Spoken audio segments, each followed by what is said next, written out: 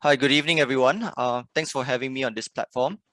Um, Interestingly, when I chose this title about sightseeing, it was in reference to actually sightseeing. And interestingly, now the economy has opened out and you have many opportunities to go around visiting interstate. So I thought it was a little bit timely. But here I am today just to share a bit about what we do and our story, which is primarily a place in Bangsar, a printing factory known as APW, and it actually stands for Art Printing Works. If you notice the first slide, can you see a lot of small motifs on the left and the right? They look like grills and little pillars. So basically, those are little etchings of how we've kind of documented around the space.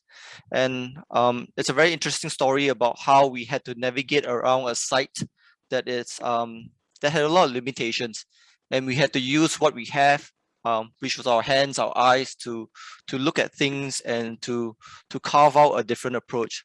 So here I am presenting APW today on a grounded approach to adaptive reuse.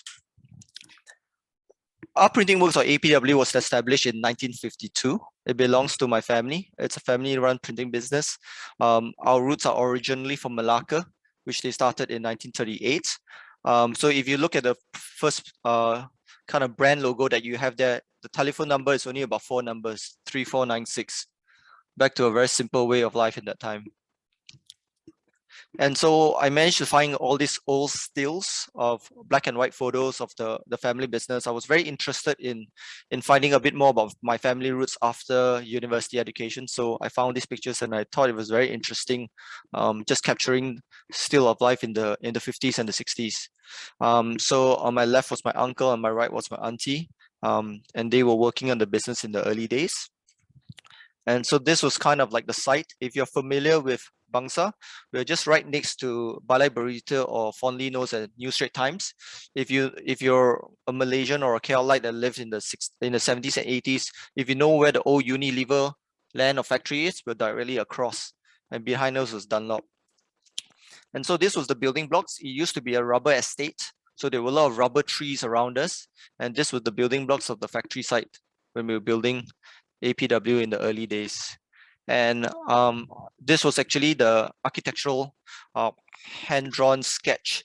And I found it quite interesting. They never quite got to build this. They only managed to build the lower floor and the factory. They never got to build the higher portion of the building. And I asked the family, oh, what was this little fancy car in the front? It was their aspiration that if the business ever did well, they could afford to buy something like that. So it was them in some ways as a young entrepreneur trying to cast vision in that sense. So we were primarily government school textbook printers. So we printed school textbooks for the nation's math and science in the early days. But come the time of the 1990s, the business has started to dilapidate due to poor management, not focusing on reinvestment in innovation. So what happened for me is when I came back to the business about 8 years ago, there was a bad debt of about 8.9 million ringgit. So that was my first task as CEO of that I had to address this issue of 8.9 million ringgit that was uncollected. And as a result, a lot of staff were very apathetic. So you can see pictures on your left on the before side. This was the state and the condition of the factory. And to me, it was like, how do we run a business when things are not properly in order? So I came in the first 40 months just overhauling not so much the business, but just SOPs and processes and cleaning out the process. So these are some little before and after shots, right? So bicycles were all over, shoes and lockers were, so there were no systems. So when there was no orderly manner in managing a business, I felt then obviously the business was not managed quite correctly. So I started cleaning up and making sure that things were in proper order before we did anything else. So there were even machines that were totally dilapidated, not working on maintenance. It's not functioning, nor did they want to sell the equipment. So there was a huge mental block in transitioning. So I cleaned it all up. So I had to work at that point with a lot of foreign workers. So there were about 80 old workers. Half of them were foreign from Myanmar, Bangladesh, another half were local domestic workers. I was probably about 33, 34 at that age, and I was trying to ask myself, like, how do I feel motivated coming to work every day and how do I even try to grow a young and dynamic team when I don't even find the space inspiring, or I don't even have a chance to be interested in. So I made a very clear point to really clean up the factory. So this was the state of the grime. So it's so easy to sometimes go through life that, I guess sometimes we talk about standards when, the world standards will come sometimes could be deteriorating and you think you're just a little bit better, but actually things are really deteriorating, and it's very important to always review and reflect. So this is the printing main compound building, and then I have a big passion for design and architecture. I'm not an architect, but I just have a big interest in it, and I started working with designers to kind of uplift the building. And so here we are in the early days of APW. After cleaning up, I realized there were a lot of nostalgic, like patina look and feel of the space that got me inspired to write. And I started casting visions and writing of what I thought this place could be. And to kind of deepen my interest in the space, I looked at some spaces around Asia that was transforming at that point in time, and I started traveling around the Asia cities. So I went to Bangkok to look at a space called Gem Factory. It was basically a series of warehouses owned by a collaborating partner between a chef, an architect, and a furniture maker. And they created these places called Gem Factory, where they kept the old patinas and they converted a place inside as a restaurant. So they used the furniture maker's furniture. The chef was preparing the restaurant, and the architect was designing the space. So I thought that was a very interesting way of forming spaces that I took into account. And then open spaces became exhibition halls for galleries and whatnot. And this was a space in China. So this was in, I think, Beijing. Chichouba, like 798, was an art district. So it was a whole district of buildings that were unattended and dilapidated, unused. And they kind of opened it up to the creative community. So we're talking about artists, photographers, fashion designers, and they came to occupy the space and starting adding life to the space. And that was very interesting for me. Another example was in Hong Kong. This is PMQ near Hollywood Road. It's basically the police marine quarters. This was basically where the housing communities of the police marines used to be. And then this space was turned into a lifestyle contemporary space, housing digital startups, art galleries, and things like that.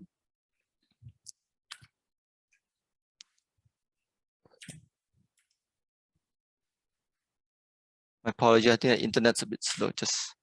So then it was very important for me to cast out the vision, and our vision was ultimately to become a creative campus where arts, culture, business, and technology kind of spur the creative economy. So there's a reason and motivation behind this. It was simply the fact that I found that working in the Malaysian corporate setting, that a lot of government businesses or things that were scaling up vertically had to do a lot with corruption.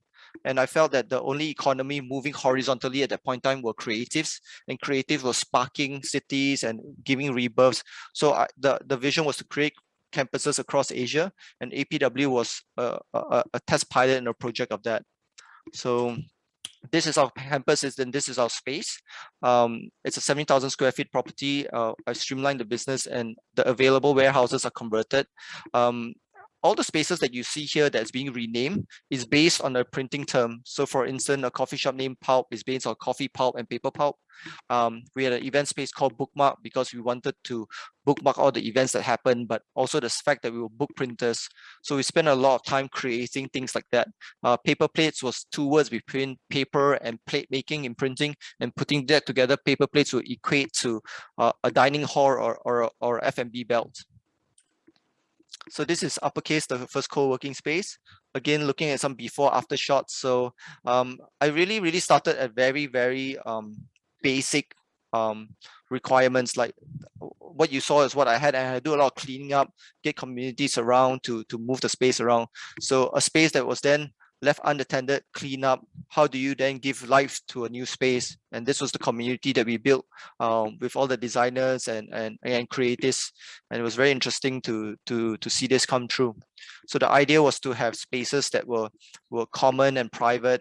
And if you look at the far right, where the wall is there on the left, and then once we broke down the wall, there were more natural light coming in.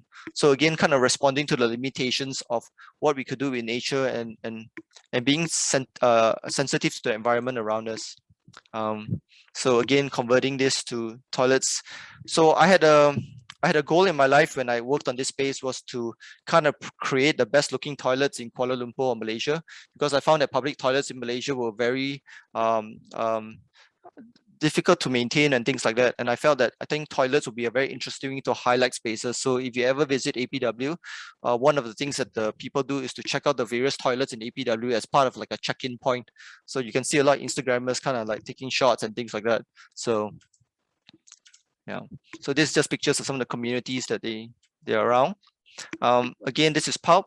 On the left was previously our paper store, paper cutting warehouse. We used to cut paper there, and it converted into a specialty coffee shop that's really popular. So this is one of the long warehouses again. Again, that has been converted. And if you look at the pillar on your left, that's the before and that's the after. And it's a popular F&B spot called Breakfast Teas that was originally from Melbourne. If you remember earlier in my presentation, I mentioned the fact that APW was situated on a rubber estate, around a rubber estate. So part of our design process was to use back rubber wood. As you can see at Breakfast Teas on the right, we use rubber wood to cast the framing of the space. So to bring back intention to the space again. So things were very thoughtfully made, and the other thing that we wanted to consider was to kind of raise up the platform. And the intention of the raising up the platform was that I noticed there were a lot of young families or parents that were bringing their kids, and the kids were always wandering around and playing. And we wanted to create a safe space, like a garden patch for them to run around, but the parents could still be situated on a higher plane than to look over their kids so that they will feel very safe. And that was the environment they want to create. But as the intention of this, of the raising of the platforms and the rubber wood, it kind of gave terminology to what they call a new edition of a Malay kampung house, which culturally means receiving people and having people at home. So that was the birth of how APW came around. And as you can see in the lights and things, so I'm very big on greenery and landscape, because I feel that a lot of spaces are designed to air conditionally. What I mean by this is that they design the space around the air condition. So they put X number of air condition and then they frame the space around this. And then we worked on a Thai Japanese restaurant known as Kaiju. And then this was one of our old printing machinery that converted into like a food and beverage bar. And then we started greening up around the factory. So if you can remember how dirty the place was and how we converted. So amongst the F&B belt, we also put an artisan, and this is 52 Barbers. He's a Sabahan from Sadakan, a very talented musician, but he wanted to open a barber shop, and so he's a barber shop operating along the F&B belt. And so this is proof, as in like proofing of bread, of proofreading, and back to a printing term. And some of the old machineries of the printing belt that used to run the papers were converted into wine racks. So we spent a lot of time repurposing materials without wasting it. So the same belt that you see that is being used to lay plates on the top right. So we stripped down the middle and then we converted them into wine racks. Then extra materials were used on the far right to become lazy Susans. So bring back intention to the space. Yeah, you can see the lazy Susan there. Yeah. So this is bookmark what the main building. So the when I first came back, this was how the building looked like, and I was asking them, like, to the family and some of the operations manager, like the fuse of the light bulbs have already burst or gone wayward. Why aren't you changing it? Or we don't have to change it because like that we can save electricity. So I think very wrong intentions of doing things, So I asked them, like, okay, some of these machineries have a lot of automatic functions, but they're not functioning anymore. Why didn't you service them? Oh, sekarang kita tak guna automatic dah, kita guna handmatic. So they use hands to go and do things. So again, intention and purpose is very important. So motivations for doing things very important. So I'm saying, like, why are we being over deliberate in executing when things can be actually streamlined and executed a lot more smoothly? So back lanes were all cleaned up as well, and this was really inspired by Singapore and Tiong Bahru. So when I visited Tiong Bahru, I saw how back lanes were really clean, and and this really helped when we had foreign visitors from Japan, because they really appreciated our space, how well it was kept. some years back, I used to be a theatre practitioner, so I used to get involved in the arts and music and stuff. So we opened our space on quiet nights to work with theatre practitioners as a safe space to ideate, like, you know, monologues and plays and practice their craft. So this was the early days of APW and forming, and this was the bindery as well. So we converted this to an event space and then created activities around it. And then we have a common space called the Canopy. And this is a project after that we worked with Think City. So Think City is a government institution where they spend time kind of rejuvenating the city. And we developed something called PPP with them, Projek Poket Pokok. And the idea was to build a space like this. So on the left was totally unattended, and we converted it into a pocket park. So creating new greenery space to kind of green up the city and give more freedom of light. So that's how we started, and adding more additions. And I think it's paid off because you get a lot more butterflies and birds coming back who are that are chirping. You must understand that trees also function as stations for birds to move from flight to flight, you know. And this is part of the ecosystem and things that were working for us. So the aerial view. So I played a lot with lighting as well. I dressed up the place at night. So I worked out a lighting plan to ensure that, you know, the place will illuminate at night so that it brings life to the space. So you get to see a bit more of this, what's happening in the day versus what's happening at night. So we work with a paper origami maker and with an LED light to form a dragon into a suspension as part of our artwork. So, and interestingly, if you see the lighting installation right in the middle on the red stage, it was done by our architect that was funded by Singapore. He had a 15,000 Sing dollar grant to exhibit his work in I Like Singapore, and he managed to bring his work there. However, when it was done, Singapore said, you are more than welcome to bring your work back in Malaysia, but he didn't have the funding for it. And at that point in time, he spoke to a couple of property developers who said, yes, we can bring that work back to you, but we need to put our branding right across and wrap around your sculpture. And that kind of defeated the purpose. And he reached out to me to ask whether, you know, we would be open to house it and bring it back. And so we did. And that's been a big showcase. I mean, to be very honest, this is the same designer. I'm not sure for those who are Penang. I heard some people were very interested in Penang. In Penang, there was a big art sculpture that was on the old Butterworth building that formed the star. It is the same guy, and he's the same person who got invited to Nike in Oregon to build a sculpture for them as a Malaysian. So he's done quite well for himself. So this is going back to our roots. This is our printing plant. So I've cleaned up the space and made it into kind of like a museum and a gallery. So some of these old machines that you see here were back in the 1900s from Shanghai and Germany. So I restored them and we kind of cleaned up the factory. So obviously the word events doesn't quite make any sense to any of us now since the pandemic has started, but I think it's an interesting jog of memory to see before the pandemic what was happening. So this was the sort of activities that were coming in. There was no social distancing, but there was a lot of activity and crowd. I don't know when we'll kind of resume to this. It'll be quite a while. So we also had a church that was at APW. Hope City was with us for 3.5 years. They were housed there. So we had a lot of conversations with tech startups, and we were ideating a lot of programs at that point in time. So we also work with larger like FMCG brands and things like that. So we did a lot of graduation shows for Taylor's and Intis College. We did a lot of documentary screenings. So in the early days, we couldn't afford to buy the chairs. We asked everyone to bring their own mats, and you know, it was a great way to get things going. The same co-working space was converted for an event for a fashion show.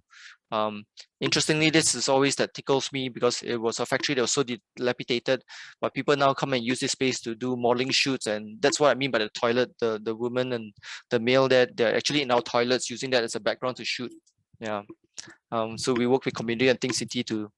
So this is our most trusted minister, I think. Yeah. So he was the tech minister at that point in time, KJ. So he was there doing a lot of startup work with us in the point. We also had a lot of events, music that was going on, craft markets, you know. So I think later during the Q&A, there'll be a lot of questions about then how do we pivot and navigate through the pandemic. Happy to take some of that. Yeah. So social media was very big for us. So hashtag APW Bangsar, and this is what you kind of see So people have come to our space to kind of screenshots and takes, and this is the feel and the look of how our space have become, and it's kind of growing organically for young people today.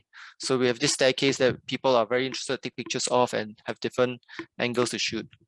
Part of our future engagements was really about working in the ecosystem. So I plan a lot of my time looking at the strategy behind our business, and we work on the inner circle mode of where if APW was a core DNA, it's a space that has to be inspiring and has to be expressive, but at the same time we need to create the right outer ring which has provide the right infrastructure, convenience, and the lifestyle.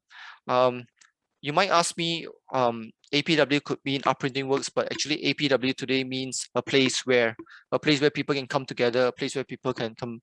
But from a faith-based concept, APW means also a place of worship. It was actually looking at a place of how, you know, we are stewards of place that we have, and we should guard them quite well.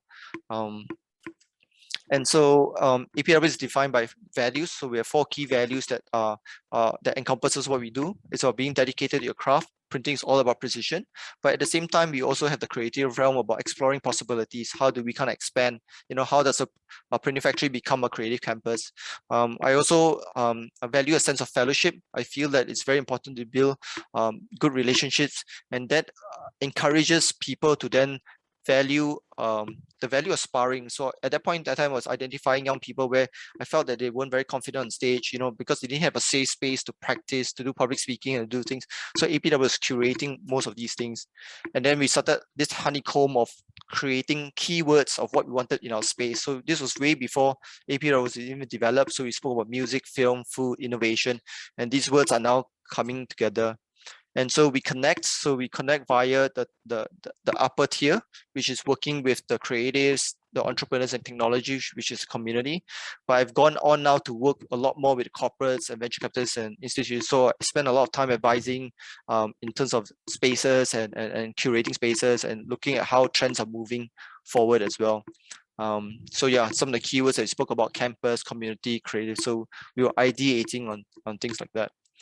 One of the biggest frontier that we have done is that post APW was to form something what I call A2D2, which is the Art Architecture Design District. And the intention with this was to, if you can look at the logo, is A2D2. The intention was to form an open initiative and invite a new narrative. And how do we plan to do this? By being an ecosystem builder and an outreach platform. And I am actually doing this not alone, but my neighboring spaces around me, because we have a unique history to create a dynamic future together. And this is the formation of our casting, where APW, PAM, which is the Malaysian Institute of Architects, or Pertubuhan Architect Malaysia, and New Straits Times, which is Balai Berita. And we were established in 1952. The PAM was actually in 1920, and the largest format is obviously Media Prima, which is 1973.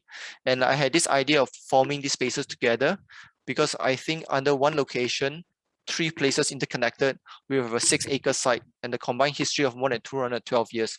So I think it was very interesting to see how an architect institution, a media conglomerate, and a printing factory coming together to create a district.